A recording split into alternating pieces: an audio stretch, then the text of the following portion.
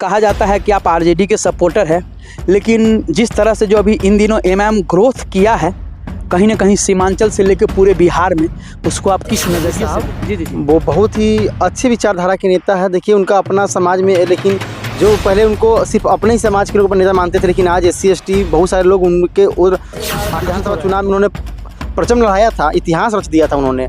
मुकेश सहनी जब आया तो उनके पास 4 विधायक वो फर्स्ट बार जीते, लेकिन जब आया तो 5 विधायक जीते। और वो खड़ो की को मांग से अपना जो मंदिर बना रहे हैं हिंदू भाई साहब, उनका एक विचारधारा हमको बहुत अच्छा लगा। अच्छा, विचारधारा क्या था? उन्होंने बोला कि देखिए बिहार में तो खासकर क्या इतना लगता है कि 98% की उनका सरकार कभी बन नहीं पाएगी पूर्ण रूप से, लेकिन अगर वो सहयोगी में आते हैं तो उनका एक विचारधारा मैंने सुना, स्टेटमेंट सुना था कि हम जब बिहार में आएंगे सहयोगी ग्रुप में भी तो शिक्षा एक समान। आप सलाम, नमस्कार, सत श्री अकाल। मैं रोशन कुशवाहा और आप देख रहे हैं times of Sitamarhi. Times of Sitamarhi में आपका स्वागत है। जी हाँ, जैसा कि मैं अभी सीतामढ़ी जिला के थनहा प्रखंड के अंतर्गत आने वाले सहियारा के कहे जाने वाले सहियारा के साहब आज हमारे साथ कुंदन सोनी जी है और आज हम इनसे कविता नहीं सुनेंगे, आज हम बात करेंगे। जैसा कि आप लोगों को पता है कि 6 महीने के बाद बिहार में विधानसभा की चुनाव है, राजनीति को लेकर ही बात करेंगे। खासकर हम बात करेंगे आज एमएम को लेकर। जी हाँ, कि बिहार में जिस तरह से एमएम पार्टी ने ग्रोथ किया है, उनको ये अपने तरफ से कैसे सोचते हैं और कैसे देखते हैं, आज उन्हीं पे हम चर्चा करेंगे विशेष। सर, हमारे चैनल में आपका स्वागत है। सबसे पहले आप सभी को सलाम, आदाब, नमस्कार। आप सभी, आई होप आप सभी अच्छे से होंगे। जी, बिल्कुल सर। जिस तरह से आप बिहार की राजनीति को बहुत करीब से देखते आ रहे हैं, कंटिन्यू, कहा जाता है कि आप आरजेडी के सपोर्टर हैं, लेकिन जिस तरह से जो अभी इन दिनों एमएम ग्रोथ किया है कहीं ना कहीं सीमांचल से लेकर पूरे बिहार में, उसको आप किस नज़रिए से देखते हैं? देखिए, अगर बिहार एमआईएम की जो बात करते हैं तो उसका जो नेता है बहुत मोस्ट एजुकेटेड है, ओवैसी साहब। जी। वो बहुत ही अच्छी विचारधारा के नेता है। देखिए उनका अपना समाज में, लेकिन जो पहले उनको सिर्फ अपने ही समाज के लोग नेता मानते थे, लेकिन आज SC ST बहुत सारे लोग उनके और आकर्षित हो रहे हैं, क्योंकि वो एक अच्छे बोले ना बहुत पढ़े लिखे नेता है। और वो जिस तरीके से पिछले बार विधानसभा चुनाव में उन्होंने परचम लड़ाया था, इतिहास रच दिया था उन्होंने। मुकेश सहनी जब आया तो उनके पास 4 विधायक वो फर्स्ट बार जीते, लेकिन जब आया तो 5 विधायक जीता। तो कहीं ना कहीं इनके प्रति जो ये नहीं कि अब जातिवाद को साइड में रखते हुए ये अब SC ST सारा जात मजहब को लेकर चलने वाले हैं। आज इनका भाई को देखिए, इनका अकरुद्दीन ओवैसी है। हाँ जी। अभी हैदराबाद में कुछ दिन पहले वो कुछ बेतुका सवाल करते थे, बातें बोलते थे हिंदुओं को विचार को लेकर, माने कि हम पुलिस प्रशासन में रहिए तो हम ये कुछ कर देंगे, अलग कर देंगे, सफाइया कर देंगे। लेकिन आज उनका देखिए किस तरीके से वो राजनीति को जाने हैं, उनको सत्ता में आना है और अच्छा तरीका से आज देखिए हैदराबाद में अरबों खरबों की को मांग से अपना जो मंदिर बना रहे हैं हिंदू भाइयों के लिए। जी। तो कहीं देखिए राजनीतिक एक चीज है ना कि राजनीति को रिझावन करना, सबसे पहली बात आपकी जाति और धर्म से हट के आपको आना पड़ेगा। जो व्यक्ति अगर जाति धर्म कर लिया, समझिए वो राजनीतिक में कभी नहीं सफल हो पाएगा। राजनीतिक ही ऐसा पहलू है, अगर आपको छाना है पूरे बिहार पूरे देश में, तो आपको जाति धर्म को साइड में करके और सबको विकास सबके साथ चलिएगा, तब जाकर आपका सत्ता बरकरार रहेगा। अन्यथा एक बार आप जीत जाइएगा, लेकिन दोबारा फिर आपको मौका नहीं मिलेगी। वैसे ही बिहार की जनता बहुत ही तेजतराक हो चुकी है।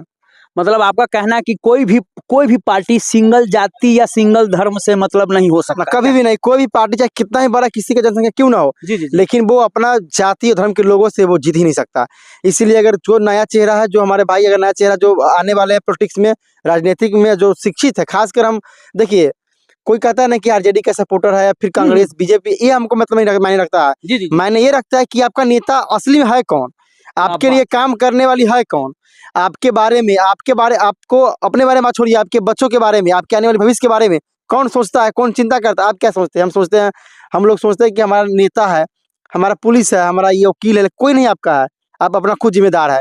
इसीलिए आप वैसे नेता को चुनिए, वैसे व्यक्ति को लाइए जो मेरा और आपका और आपके आने वाला नस्ल को आगे की ओर ले जाए। शिक्षा हमको क्या चाहिए, एक बिहारी को, एक मजदूर और गरीब को क्या चाहिए? शिक्षा, स्वास्थ्य, रोजगार, और उसके बाद एजुकेशन। शिक्षा चाहिए और रोजगार चाहिए। और जो बिहार का मुख्य धारणा, किसी व्यक्ति का मुख्य बात क्या होता है, मुख्य कमी क्या होती है? 4 चीज होता है, रोटी, कपड़ा और मकान और शिक्षा। ये 4 चीज आपको पास अच्छा से है, आपके पास सब कुछ है, तो समझिए आपका जीवन यापन अच्छा चलेगा। क्योंकि मेन चीज हम कहेंगे कि शिक्षा, जो नेता शिक्षा के बारे में, युवा के बारे में अच्छा सोचते हैं, तो हमको उनसे बेहतर हमको कोई नहीं दिखता है, चाहे वो किसी जाति धर्म का हो या किसी पार्टी का नेता हो। सर, तो अभी आप देख रहे हैं जिस तरह से अभी मौजूदा दौर में तेजस्वी यादव एक पोस्टर लॉन्च किए हुए इन दिनों काफ़ी चर्चा में है कि हमारी सरकार आएगी तो 2500 रुपया मतलब माई बहन योजना देंगे।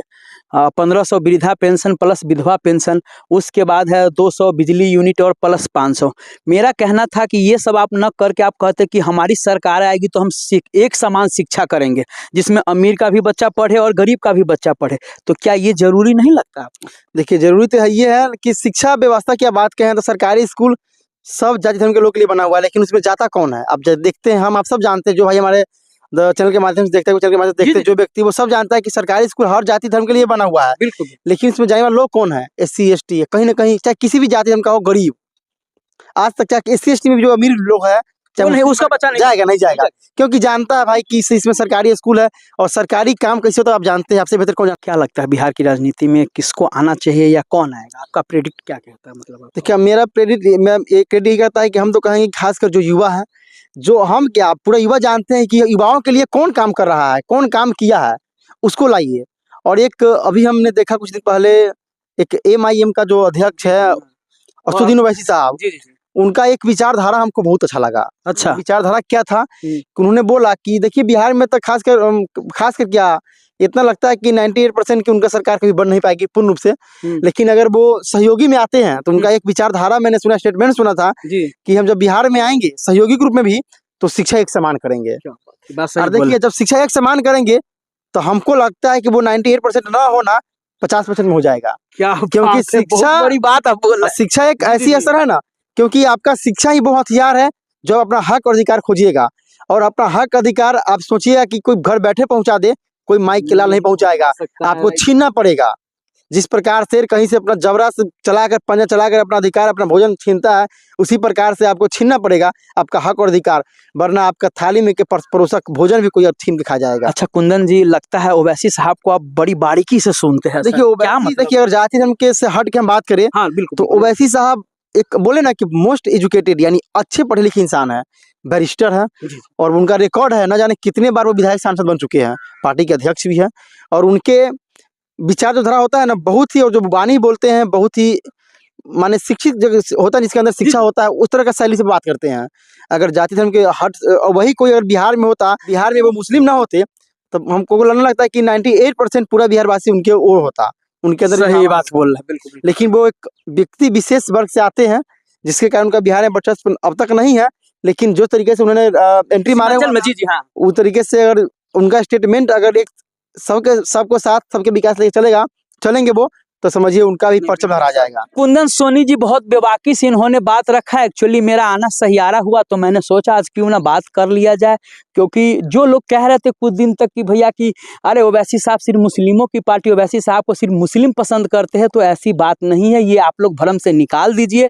अब जो हिंदू लोग भी पढ़े लिखे शिक्षित, जी हाँ, कुंदन सोनी की तरह वो लोग जानते हैं कि कौन अच्छा चीज बोलता है। अगर बात, जी हाँ, जात धर्म से अलग रखे तो कौन अच्छा सा स्पीच देता है सदन में, कौन अच्छी बात बोलता है, ये किसी से छुपा हुआ नहीं, सबको पता है कि ओवैसी साहब इज ग्रेट और बेस्ट।